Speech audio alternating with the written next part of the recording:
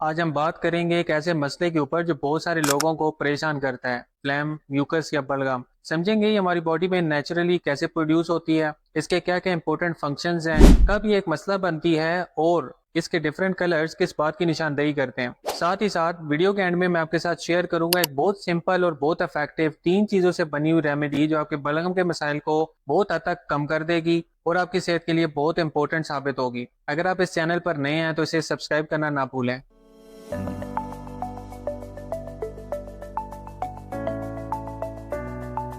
सबसे पहले ये समझते हैं कि बलगम क्या होता है। बलगम एक थिक और स्टिकी सब्सटेंस है जो आपके रेस्पिरेटरी सिस्टम में प्रोड्यूस होता है। म्यूकस ग्लैंड्स इसे बनाती हैं और इसका असल काम होता है आपके फेफड़ों और सांस की नालियों को मॉइस्चराइज करना और प्रोटेक्ट करना। ये बैक्टीरिया, वायरसेस और डस्ट पार्टिकल्स को ट्रैप करता है और आपके जिस्म से या सांस की नालियों से उसे बाहर निकालने में मदद देता है। नेचुरली हमारे जिस्म में तकरीबन 1 लीटर बलगम या म्यूकस रोजाना पैदा होता है, लेकिन मसला कहाँ होता है जब ये ज्यादा मिकदार में पैदा होने लग जाए या इसके अंदर इन्फेक्शन हो जाए। अब हम बलगम के डिफरेंट कलर्स को डिस्कस करते हैं ताकि आप अंदाजा लगा पाएं कि क्या मसला हो सकता है। सफेद या शफाफ रंग का बलगम किसी एलर्जी या एस्थमा की निशानी हो सकता है। गहरा पीला बलगम हल्के फुल्के इन्फेक्शन या वायरल इन्फेक्शन को शो करता है। सब्ज रंग का बलगम किसी शदीद इन्फेक्शन जो कि बैक्टीरियल इन्फेक्शन भी हो सकती है उसकी तरफ निशानदेही करता है। काले रंग का बलगम अक्सर फंगल इन्फेक्शंस में होता है। ब्राउन या भूरे रंग का बलगम अक्सर फेफड़ों की इन्फेक्शन को शो करता है।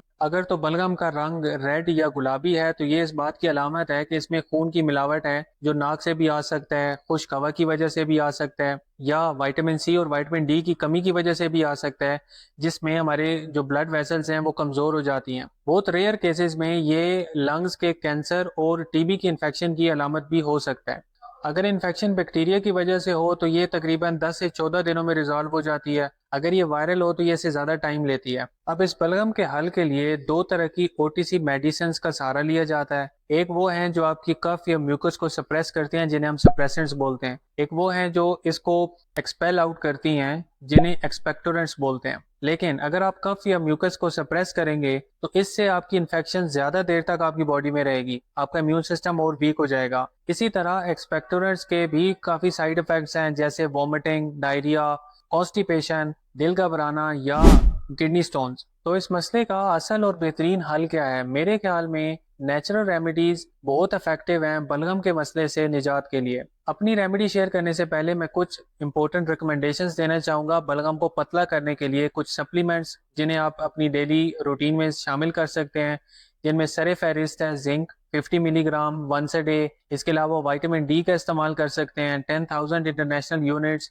डेली। इसके अलावा आप मूली का इस्तेमाल कर सकते हैं। रेडिशेस हमारी बॉडी के डीप टिश्यूज से म्यूकस निकालने में बहुत इफेक्टिव हैं, आप इसे अपनी डाइट में जरूर शामिल कीजिए। अब बात करते हैं अपनी मेन रेमेडी की जो सिर्फ 3 इंग्रेडिएंट्स पर मुश्तमिल है और उसमें से सबसे पहला इंग्रेडिएंट है प्याज। प्याज एक नेचुरल म्यूकस थिनर है और इफेक्टिव एक्सपेक्टोरेंट है। इसमें सल्फर पाया जाता है जो म्यूकस को तोड़ने में हेल्प करता है। प्याज क्वेरसेटिन का अच्छा सोर्स है जो एक पावरफुल एंटी हिस्टामिन है जो एलर्जीज, इन्फ्लेमेशन और हाइपर एक्टिव इम्यून सिस्टम को कंट्रोल करता है। आप प्याज खा भी सकते हैं और उसका जूस भी इस्तेमाल कर सकते हैं। इसका रस बनाने के लिए आप जूसर भी इस्तेमाल कर सकते हैं। अगर आपके घर में जूसर नहीं है तो आप इसे ग्रेट करके किसी भी स्टेनर में स्टेन कर सकते हैं। इस रेमेडी के लिए हमें तकरीबन 1 चम्मच प्याज का रस जो तकरीबन 15 ml बनता है उतना चाहिए। अब इस प्याज के रस को हम अपने दूसरे इंग्रेडिएंट में ऐड करेंगे जो कि है शहद। हनी भी एक नेचुरल एक्सपेक्टोरेंट है और म्यूकस थिनर है जो म्यूकस को सप्रेस भी करता है और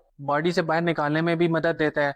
अगर आपको मनुका हनी दस्तयाब है तो वो सबसे बेस्ट है, लेकिन आप किसी भी किस्म का रॉ हनी भी इस्तेमाल कर सकते हैं। शहद में नेचुरली हाइड्रोजन पेरोक्साइड पाया जाता है जो पैथोजेंस या इन्फेक्टिव ऑर्गेनिजम्स को मारने में बहुत इंपॉर्टेंट रोल अदा करता है। ये अपर रेस्पिरेटरी ट्रैक्ट इन्फेक्शन और लोअर रेस्पिरेटरी ट्रैक्ट इन्फेक्शन दोनों में बहुत मुआविन साबित होता है। इस रेमेडी के लिए हमें शहद की भी तकरीबन उतनी ही मिकदार चाहिए जितनी हमने ओनियन के जूस की डाली, यानी तकरीबन 15 ml या 1 चम्मच। हनी और ओनियन जूस को हम अब अपने तीसरे इंग्रेडिएंट में मिक्स करेंगे जो है लेमन जूस। लेमन में सिट्रिक एसिड होता है जो म्यूकस को तोड़ने में मदद देता है।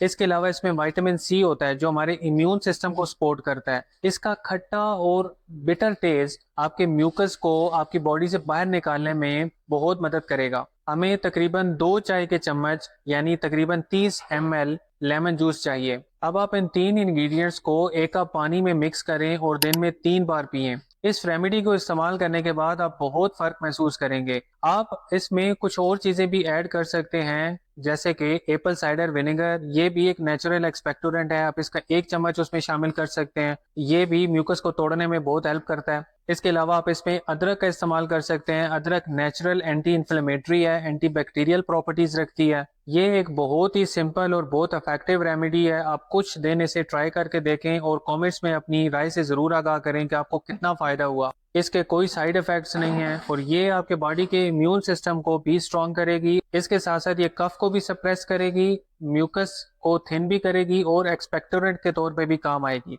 लेकिन ये बात ध्यान में रखें कि म्यूकस के और भी काजेज हो सकते हैं जैसे कि गर्ड, गैस्ट्रोएसोफेजियल रिफ्लक्स डिजीज या एसिड रिफ्लक्स जो कि म्यूकस का सबब बन सकते हैं। इसके बारे में मैंने अपनी पिछली वीडियो में बात की थी, आपको वो वीडियो जरूर देखनी चाहिए। अगर आप इस रेमेडी को कुछ टाइम तक इस्तेमाल करते हैं तो आपको ओटीसी दवाओं की जरूरत नहीं पड़ेगी। अगर आपको ये वीडियो अच्छी लगी हो या आपकी मालूमात में इजाफा हुआ हो तो इस चैनल को जरूर सब्सक्राइब कीजिए और अपने दोस्तों के साथ शेयर कीजिए। मिलते हैं अगली वीडियो में, तब तक के लिए खुश रहिए, सेहतमंद रहिए। अस्सलाम वालेकुम।